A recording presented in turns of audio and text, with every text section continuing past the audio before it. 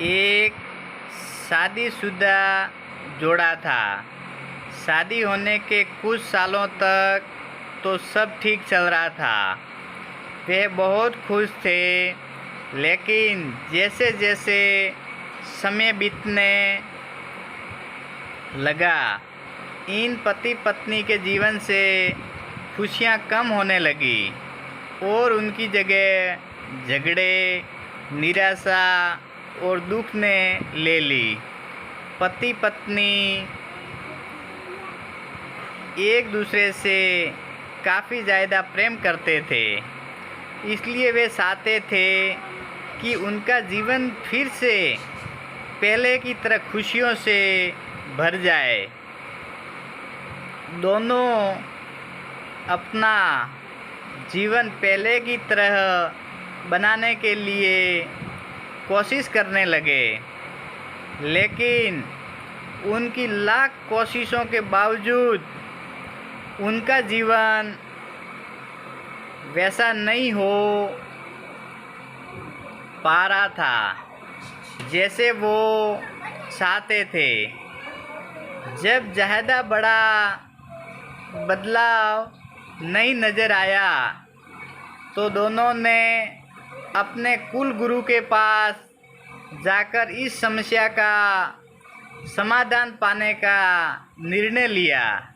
वे अपने कुल गुरु के पास पहुँचे और उन्हें अपनी समस्या के बारे में विस्तार से बताया।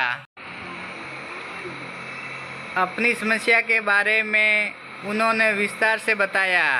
उनकी बात अच्छे से सुनने और समझने के बाद कुल गुरु ने उन्हें एक उपाय बताते हुए कहा कि अगर आप दोनों किसी से ऐसे जोड़े को खोज लेते हो जो संपूर्ण रूप से खुश है, तो उसके कपड़े का एक टुकड़ा ले लेना।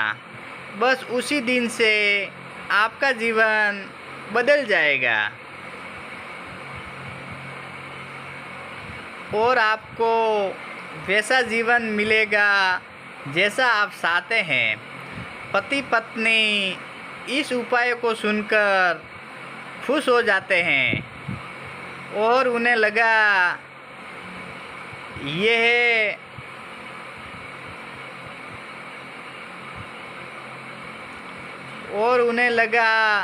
कि ये एक अच्छा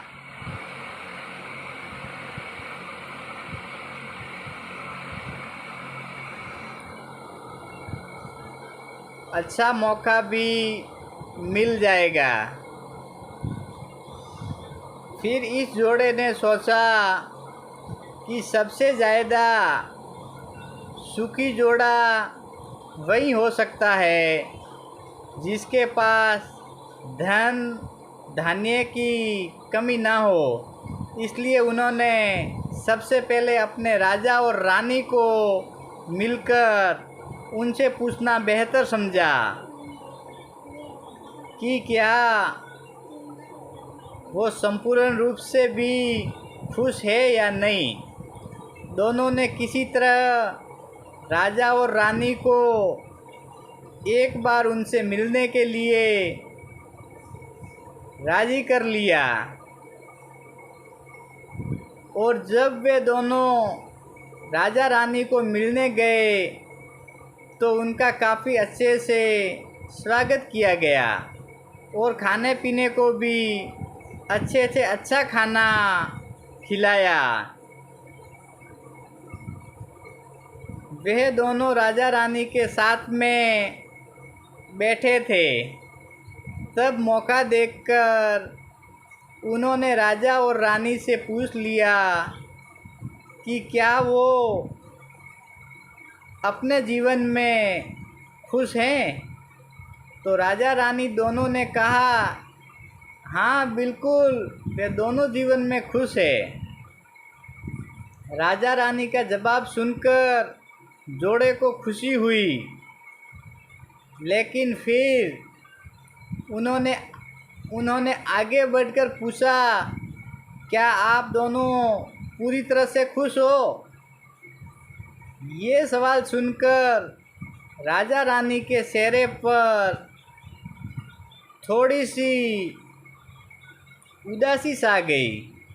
राजा ने कहा, हालांकि भगवान ने हमें जीवन में हर वस्तु दी है जिसकी ज़रूरत होती है, या यूँ कहूँ कि ज़रूरत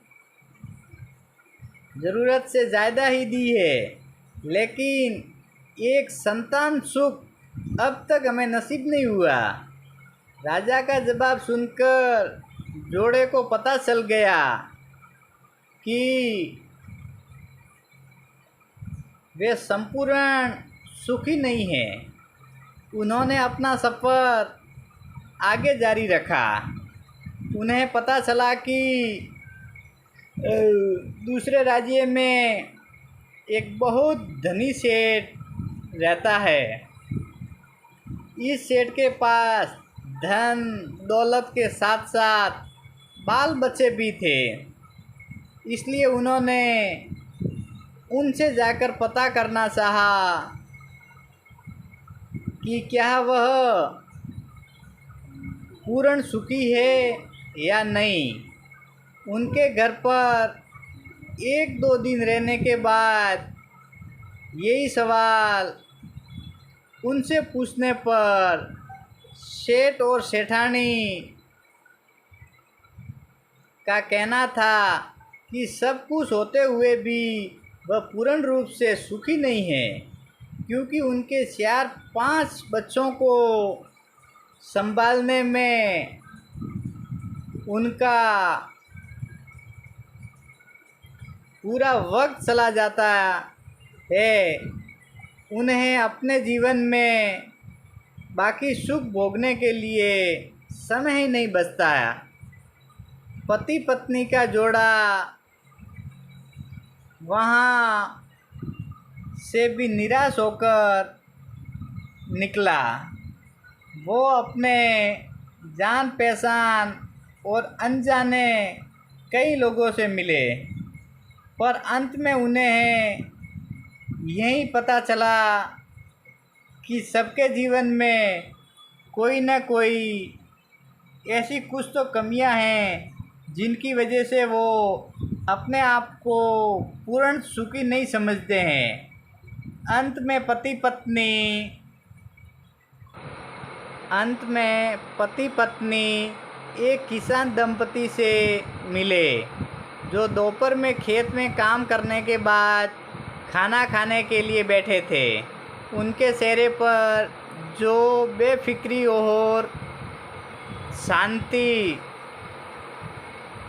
उन्होंने देखी, वो पहले किसी के चेहरे में नहीं देखी थी। जोड़े को लगा कि शायद अब उनकी तलाश ख़त्म हो जाएगी। किसान पति पत्नी के पास जाकर दोनों ने उनसे पूछा कि क्या वो अपने जीवन में खुश है। किसान और उनकी पत्नी ने कहा, हाँ बिल्कुल, वो खुश है। तो जोड़े ने किसान से अपना अगला सवाल भी किया कि क्या वो जीवन में पूर्ण खुश है। किसान ने मुस्कुराते